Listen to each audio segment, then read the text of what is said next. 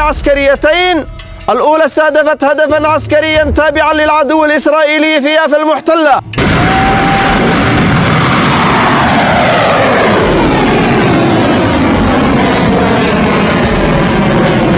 Angkatan bersenjata Yaman mengklaim telah meluncurkan rudal balistik hipersonik menargetkan pusat kota Israel.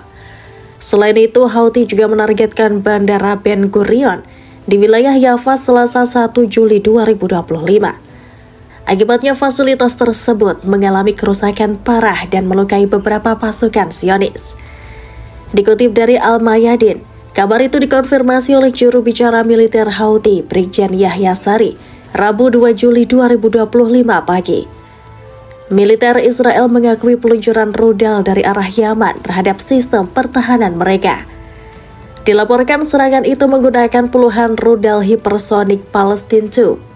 Rudal tersebut berhasil mencapai serangannya dan menghentikan aktivitas di sekitar bandara. Dikabarkan jutaan warga Israel ketakutan dan melarikan diri ke tempat perlindungan akibat serangan dari Houthi. Bandara Ben Gurion bukan sekedar infrastruktur transportasi. Ia adalah simbol keterhubungan Israel ke dunia internasional, jantung logistik diplomasi dan ekonomi. Serangan terhadap bandara menjadi pukulan simbolis yang kuat, memperlihatkan bahwa musuh Israel kini berani dan mampu menyasar jantung negara, bukan hanya pinggiran atau zona konflik seperti Gaza atau dataran tinggi Golan. Selain rudal, 3 drone diluncurkan ke lokasi sensitif di pusat kota Yafa dan Askalan. Ketiga drone tersebut diklaim menyerang fasilitas militer penting milik pasukan Zionis. Angkatan bersenjata Yaman menyatakan serangan itu sebagai bentuk dukungan terhadap rakyat Palestina di Gaza.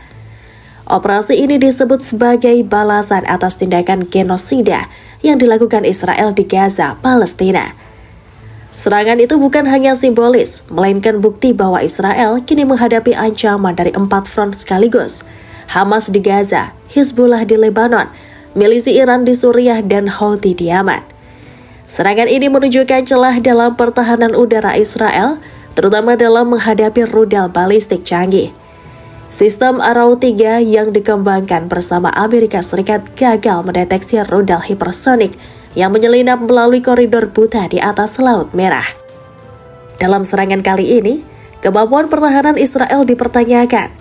Pakar pertahanan menyebut bahwa rudal hipersonik yang diluncurkan Houthi kemungkinan dimodifikasi dari teknologi Iran dan mampu bermanuver untuk menghindari radar dan sistem pencegat. Fakta bahwa rudal mampu mengenai area dekat bandara memperlihatkan keterbatasan teknologi pencegatan Israel terhadap rudal-rudal canggih yang diluncurkan dari jarak 2.000 km lebih. Yang lebih mengkhawatirkan ini adalah kali ketiga dalam 2 bulan terakhir Houthi berhasil menyerang infrastruktur Israel setelah sebelumnya menyasar pelabuhan Eilat dan sebuah pangkalan radar di Negev. Israel secara de facto kini terkepung, kata Dr. Amos Yadlin, mantan kepala intelijen militer. Tidak hanya dari utara, Lebanon, barat daya, Gaza, dan timur Suriah, tapi juga dari selatan paling jauh, Yaman. Serangan ini menandai titik balik.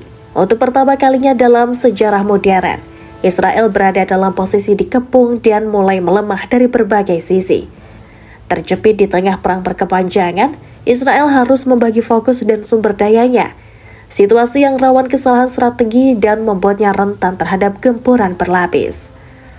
Lebih jauh, para analis memperingatkan bahwa membalas Houthi terlalu agresif justru dapat memperluas perang dan menarik Iran ke dalam medan terbuka, sesuatu yang selama ini coba dihindari oleh Tel Aviv maupun Washington.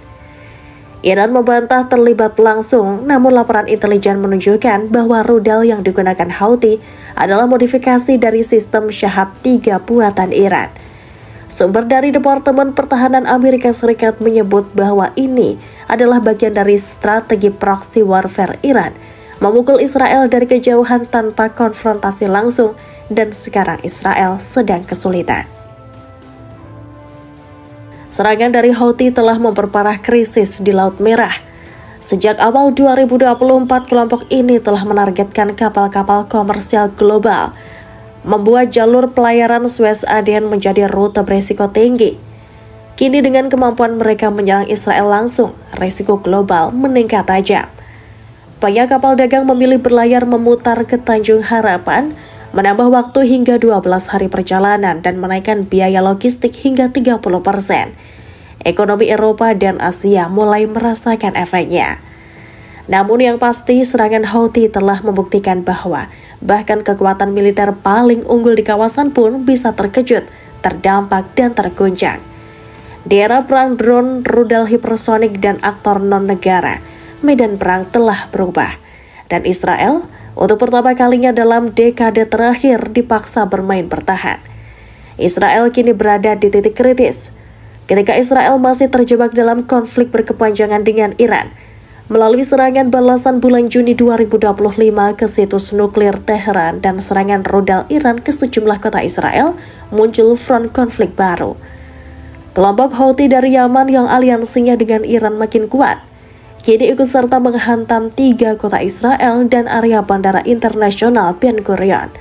Strategi serangan berlapis dari Gaza, Lebanon, Suriah hingga Yaman ini menempatkan Israel pada titik paling krusial sejak perang Yom Kippur 1973. Israel dikepung dari berbagai arah, ditekan oleh opini publik dunia akibat Gaza, dan menghadapi lawan-lawannya yang kini menggunakan teknologi canggih untuk menyerang dari jauh.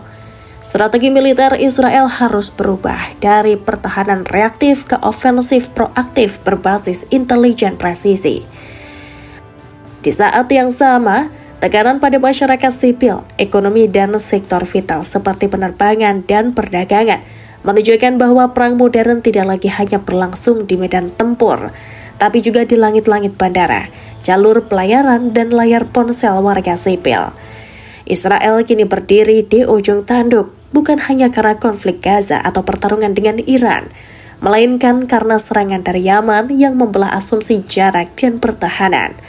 Front multi-arah telah melemahkan posisi strategis Israel, menggerus rasa aman publik, dan menimbulkan efek ekonomi global.